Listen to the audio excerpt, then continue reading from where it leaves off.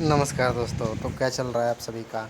इस वीडियो में जैसा कि थंबनेल पे आप देख पा रहे हैं, हम डिस्कस करने वाले हैं कि स्क्रूटनी से फाइनल रिजल्ट टोटल फाइनली जो सेलेक्ट होते हैं स्टूडेंट, तो वो क्या प्रोसेस होता है। क्योंकि आप कई कई माध्यम से अलग अलग तरीके से पूछते रहते हैं कि अब क्या प्रोसेस होने वाला है, अब क्या करें। तो सारे डाउट का इसमें समाधान हो जाएगा। इसके रिगार्डिंग मैंने पहले भी एक वीडियो बना रखा था, लेकिन वो कंप्लीट इसलिए नहीं था कि फेज़ 7 का कोई भी रिजल्ट पब्लिश नहीं किया गया था एसएससी की तरफ से। ठीक है, तो इसमें जो है हम टोटल डिस्कस करने वाले हैं स्क्रूटिनी से लेके फाइनल रिजल्ट किस तरीके से आता है, बीच में क्या क्या स्टेप होते हैं। इसलिए मैंने नीचे लिख रखा है 6 गोल्डन स्टेप। 6 ऐसे स्टेप हैं जिससे आपको गुजरना पड़ेगा जब आप फाइनली सेलेक्ट होंगे सिलेक्शन पोस्ट 8 के लिए। और किसकी बेसिस पे मैं बताऊँगा, फेज़ 7 के बेसिस पे बताऊँगा कि उसमें भी सेम प्रोसेस होता है। क्योंकि ये एक ऐसा एग्ज़ाम है कि आपको बस सेम गीत गाना है, दोहराना है, और यही रास्ता आपको भी कवर करना है। ठीक है, तो टोटल इसमें आप समझ सकते हैं। आप पूरा इस वीडियो को ज़रूर देखें। ठीक है, उसके बाद आपको कोई क्वेश्चन नहीं रहेगा, छोटी छोटी क्वेश्चन जो आप पूछते हैं हमेशा। और एक और है, आप टेलीग्राम ग्रुप भी ज्वाइन कर सकते हैं, डिस्क्रिप्शन में लिंक मिलेगा। एक जनरल ग्रुप भी है, किसी भी एग्ज़ाम के रिगार्डिंग आप पूछ सकते हैं। और एक सेपरेट ग्रुप भी है जो नया ही मैंने बनाया है, इसलिए कि अगर आप उसमें चाहें तो जुड़ सकते हैं। सिर्फ सिलेक्शन पोस्ट फेज़ 8 के जो स्टूडेंट्स हैं वो जुड़ सकते हैं उसमें। ठीक है, कि जो आप कमेंट में डिस्कशन करते हैं वो वहाँ भी चाहे तो जुड़ के कर सकते हैं, वो आपकी मर्ज़ी है। मेरा काम था बता देना यहाँ। ठीक है, अब देखिए, और जिस चैनल पे आप हैं इसको भी सब्सक्राइब कर सकते हैं time to time informative videos के अपडेट के लिए। ठीक है, अगर आपकी हेल्प हो पा रही है तो आप ज़रूर अपडेट करेंगे, ये बोलने की ज़रूरत नहीं है। ठीक है, अब एक एक करके हम लिस्ट देखते हैं कि सबसे पहले लिस्ट कौन सा आता है। स्टार्ट करते हैं। देखिए, जब आप अभी डॉक्यूमेंट भेजने वाले हैं या भेज चुके होंगे, हालांकि अभी तो 31 मई तक डेट है, लेकिन 99% चांस है कि फिर से डेट एक्सटेंड होगा, क्योंकि कोलकाता में पूर्ण लॉकडाउन है, वहाँ के स्टूडेंट अभी भेज नहीं पा रहे होंगे। ठीक है, और अगर अभी एक्सटेंड नहीं करेंगे तो उनको थर्ड जो एक्सटेंशन मिला है 16 मई से 31 मई तक, उसका कोई फ़ायदा नहीं रह जाएगा। ठीक है, तो ज़रूर आई होप होना चाहिए, लेकिन वो आपको हो सकता है लास्ट सप्ताह जो है मई का उसमें अपडेट हो जाए, तो वेट करना पड़ेगा आपको। ठीक है, तो जब आप भेज देंगे उसके बाद से जो प्रोसेस स्टार्ट होता है वो ये है। देखिए, इसमें मैंने लिया है वेस्टर्न रीजन का एक पोस्ट लिया है, और इसी पोस्ट को फॉलो करते हुए हम टोटल फाइनल रिजल्ट तक जाएंगे। तो इसमें आप टोटल समझ सकते हैं, बस पोस्ट कोड का फ़र्क होगा, बाकी प्रोसेस सेम होगा। अब अपने पोस्ट कोड को यहाँ रख के समझ सकते हैं। देखिए, सबसे पहला जो आता है वो आता है लिस्ट ऑफ इनएलिजिबल। यानी सबसे पहले आप यहाँ देख लें कि पोस्ट कोड कौन सा है, 10,619 है। ठीक है, इसमें 2 सीट थी, एक एससी और एक ईडब्ल्यूएस, यानी 40 स्टूडेंट को सीबीटी में क्वालिफाई करवाया गया होगा। ये तो पता होगा, क्योंकि 5 सीट से अगर कम होता है तो 1:20 के रेशियो में क्वालिफाई करवाया जाता है स्टूडेंट को। ठीक है, अब देखिए यहाँ सबसे पहला आ जाता है इन एलिजिबल कैंडिडेट के लिए, यानी जो डिसक्वालीफाई कर दिए गए हैं। किस बेसिस पे कि उनका डॉक्यूमेंट सही नहीं था, एक तरीके से प्री रिजेक्शन इसको बोल सकते हैं। यानी नीचे देखिए ऐसे करके लिस्ट मिलेगा आपको। ठीक है, कि स्टूडेंट को रिजेक्ट कर दिया गया है, लेकिन इसमें एक चीज़ अच्छा है कि कारण दिया जाता है कि क्यों रिजेक्ट किया गया, क्योंकि सीधा नहीं बोल देते।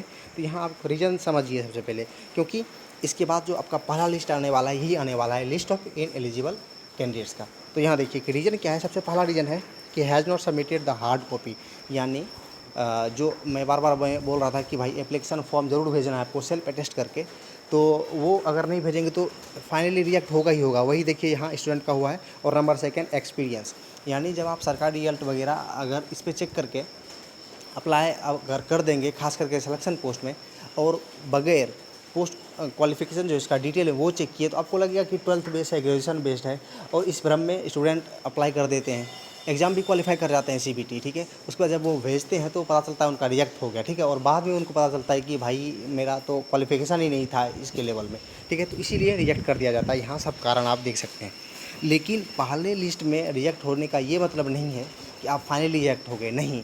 एक मौका आपको फर्दर फिर से मिलेगा। नीचे देखिए, नोटिस के नीचे लिखा रहता है कि अगर आप रिजेक्ट हो चुके हैं लेकिन आप जेन्युइन कैंडिडेट हैं बाय मिस्टेक, क्योंकि अलग अलग आप ही स्टूडेंट पूछते रहते हैं कि भाई मेरा ये छूट गया, मैंने एप्लीकेशन फॉर्म गलती से नहीं दिया, या कास्ट सर्टिफिकेट मेरा घर पे ही रह गया, मैं नहीं भेज पाया, तो क्या रिजेक्ट हो जाएगा? हाँ, रिजेक्ट तो हो जाएगा, लेकिन ऐसे स्टूडेंट के लिए एसएससी की तरफ से एक और मौका दिया जाता है कि अगर ऐसा सच में कारण है, ठीक है, तो उनको एक मौका और मिलेगा कि वो अपने आप को रिप्रेजेंट कर सकें और वो रिजेक्टेड से एक्सेप्टेड लिस्ट में शिफ्ट हो सकें।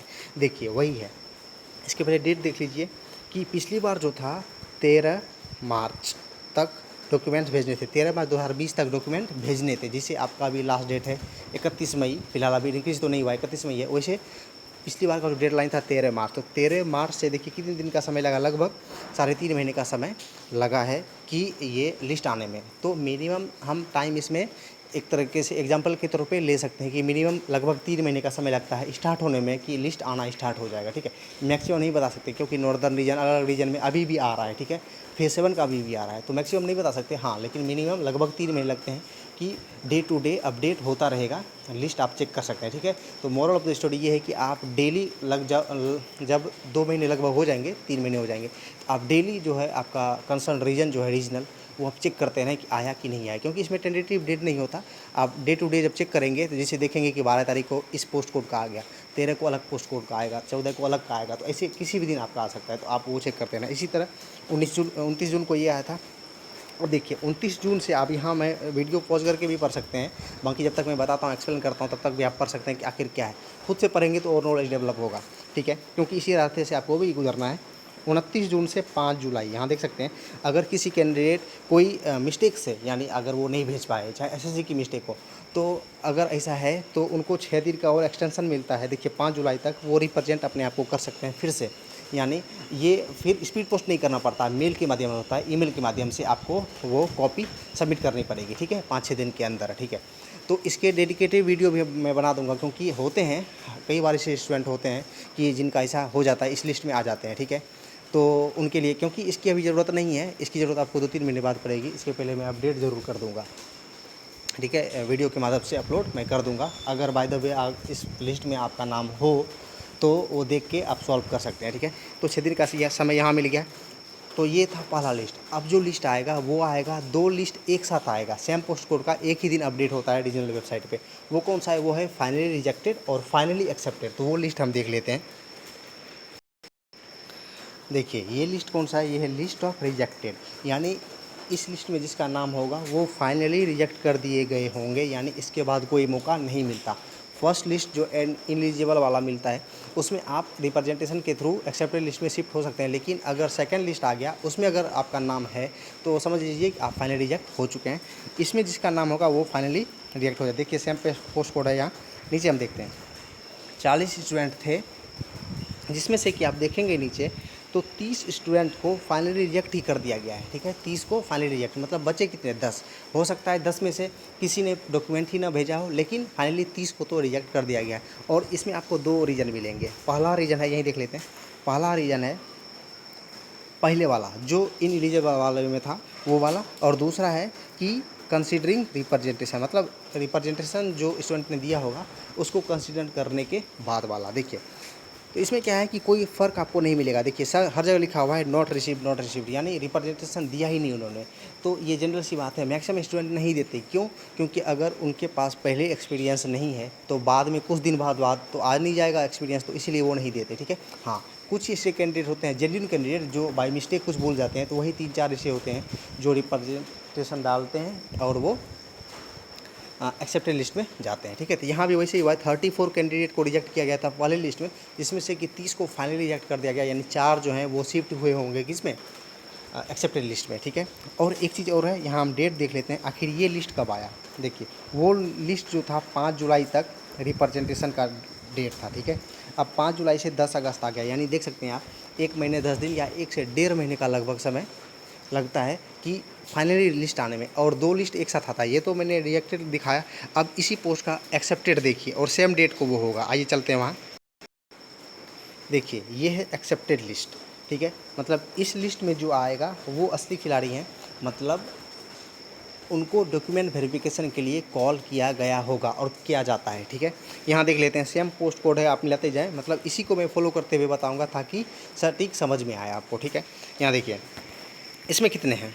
इसमें हैं 7 कैंडिडेट्स, यानी 40 टोटल क्वालिफाई करवाए गए होंगे, क्योंकि 2 ही सीट थी सीबीटी में, जिसमें से कि 7 ऐसे हैं जो फाइनली एक्सेप्ट लिस्ट में आए और इनको डीवी के लिए कॉल किया गया होगा, डॉक्यूमेंट वेरिफिकेशन के लिए। देख सकते हैं 7 कैंडिडेट हैं, और यहाँ देखिए स्टेटस क्या है? एलिजिबल एलिजिबल एलिजिबल, हर जगह है वो, ठीक है। यानी 7 बच गए, 40 में से 7, ऐसा ही होता है हर बार कि इसीलिए जो है अगर वो कम कैंडिडेट बुलाएंगे तो पता चला कि सीट से भी कम स्टूडेंट अवेलेबल हो गए, इसलिए वो ज़्यादा स्टूडेंट को कॉल करते हैं। ठीक है, अब 7 स्टूडेंट में फाइट होगी। ठीक है, और वो डीवी के लिए उनको कॉल किया गया होगा। और इसके बाद क्या होगा, फाइनल रिजल्ट। तो वो लिस्ट हम देखते हैं, फाइनल रिजल्ट वाला देखते हैं लिस्ट। चलिए देखिए, ये है फाइनल रिजल्ट का डेट और वही पोस्ट कोड है। यहाँ पोस्ट कोड में उसने गड़बड़ कर दिया, लेकिन नीचे आप देखेंगे तो सेम पोस्ट कोड है, क्योंकि उनसे थोड़ी मिस्टेक हो गई थी। यहाँ देखिए, और ये हाल ही में पब्लिश हुआ है, आप वेस्टर्न रीजन के साइट पर देख सकते हैं 12 मई को, और ये पहला रिजल्ट है। ठीक है, जब ये आता है, यहाँ देखिए फर्टिलाइज़र इंस्पेक्टर है ना, और यहाँ देखिए यहाँ पोस्ट कोड उन्होंने सही लिखा है और वहाँ गड़बड़ हो गया था, उनसे बाय मिस्टेक हो गया होगा।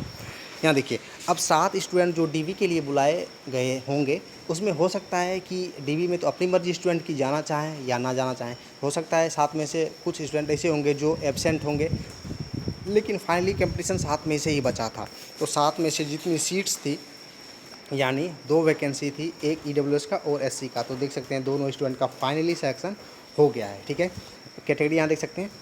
उसके बाद थोड़ा सा एक बार डेट देख लीजिए कि कितना समय लगा। आखिर देखिए 15-16 अक्टूबर को एग्ज़ाम हुआ था 2019 में, फिर आया पनौती वाला साल 2020, और 2020 में 13 मार्च 2020 तक इसको डॉक्यूमेंट भेजने थे सारे स्टूडेंट को।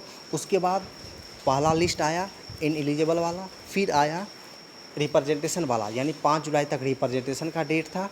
उसके बाद 10 अगस्त को इसका आया लिस्ट आया, रिजेक्टेड और एक्सेप्टेड लिस्ट। फिर डॉक्यूमेंट वेरिफिकेशन इनका कब हुआ, यहाँ देख सकते हैं 19 जनवरी को, क्योंकि 2020 में जल्दी हो जाता है, क्योंकि 2020 में आपको पता है कि 4-5 महीने तक तो बंद ही रहा हर चीज़, फिर 2-3 महीने एक्स्ट्रा बंद रहा। ठीक है, थोड़ा सा और नॉर्मल होने दिया गया, फिर जनवरी में हुआ, और उसके बाद फाइनल रिजल्ट कब आया, 12 मई को। तो इतना मतलब कालखंड लगा कि फाइनल रिजल्ट आने में। और ये एक पोस्ट कोड का है, इसका मतलब ये नहीं कि सबका रिजल्ट दे दिया गया, नहीं, टाइम टू टाइम अपडेट होता रहेगा। सारे स्टूडेंट डेली चेक करते हैं जो भी फेज़ 7 में है, और यहाँ तक कि फेज़ 6 वाले भी चेक करते हैं, क्योंकि उनका भी कई सारे पोस्ट का अभी तक फाइनल रिजल्ट नहीं आया है। और एक चीज़ और यहाँ देखेंगे नया, कि यहाँ स्कोर भी है, परसेंटेज मार्क्स इन CBT या CBE जो भी बोला इनको। देखिए कि नॉर्मलाइज मार्क्स कैसे पता चलेगा, तो कई सारे स्टूडेंट पूछते हैं कि भाई नॉर्मलाइज मार्क्स मेरा कितना होगा, तो वो तो पता ही नहीं चलेगा, क्योंकि पब्लिश ही नहीं किया जाता। नॉर्मलाइज मार्क्स उसी का पता चलेगा जो फाइनली सेलेक्ट हुए हैं या होंगे इनकी तरह। देखिए ये फाइनली सेलेक्ट हो गए हैं, तो इनका नॉर्मलाइज मार्क्स पब्लिश किया जाता है। हालांकि उनका मतलब उनके पास सबका रहता है, लेकिन वो पब्लिश नहीं करते। वो कब करेंगे, नीचे लिखा हुआ रहेगा, जब तक सारे पोस्ट का रिजल्ट नहीं आ जाता तब तक सबका नहीं करेंगे, मतलब सबका उनको एक साथ करना होता है। इसलिए सारे पोस्ट का जब रिजल्ट आ जाता है फाइनली इसी की तरह, तब सारे स्टूडेंट का जिन्होंने CBT दिया था सबका नॉर्मलाइज मार्क्स पब्लिश करेंगे वो। ठीक है, तो यहाँ तक जो था ये टोटल प्रोसेस है, यहाँ से स्टार्टिंग से लेके अभी जिस स्टेज पे आप हैं वहाँ से लेके फाइनल रिजल्ट किस तरीके से होगा। ठीक है, तो एक जो स्लाइड मैंने बना रखा है उसमें आप पूरा ग्लिच आप देख लेंगे कि क्या सीन है, जितना मैंने बताया इस PDF के माध्यम से। देखिए एक एक करके हम शुरू कर देते हैं फिर से।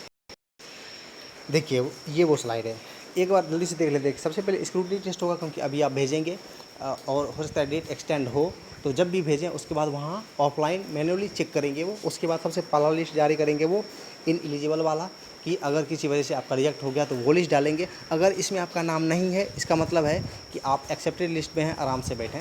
ठीक है, वेट करें, फॉर्मेलिटी के लिए बस आपको वेट करना पड़ेगा एक्सेप्टेड लिस्ट का। ठीक है, इसमें नाम होना मतलब है कि कुछ तो गड़बड़ है।